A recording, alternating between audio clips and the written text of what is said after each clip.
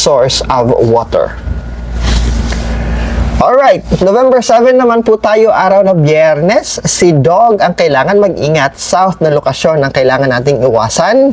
Nasa screen nyo na po ang mga lucky hours or masaswerteng oras for November 7. Ang mga sumusunod ay auspicious o mga masaswerte. Nangunguna na dyan ay ang house cleaning, paglilinis ng inyong tahanan.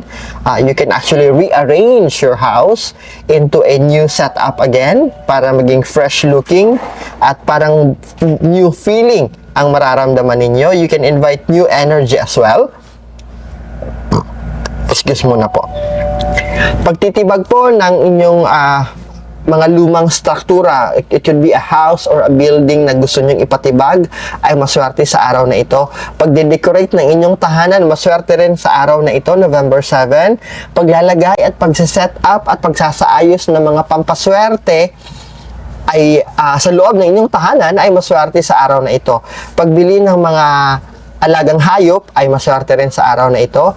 Pagdalo ng libing o funeral service ay safe on this day, November 7. Ang kailangan nating iwasan sa araw na ito ay kasalan o pagpapakasal, grand opening ng negosyo, pagpapalago ng mga halaman, pagre-replanting, pagpapadami ng halaman, pag-aalaga ng halaman, hindi maswerte sa araw na ito. Groundbreaking ng building na ipagagawa, hindi rin maswerte sa araw na ito. Residence relocation, paglipat sa bagong titirhan, hindi maswerte sa araw na ito. Kasama na dyan yung paghahakot ninyo ng gamit sa bagong lilipatan, hindi rin maswerte sa araw na ito.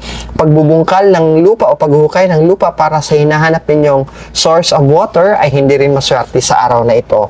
At ang pagse-set up ng mga appliances ay hindi rin maswerte on November 7.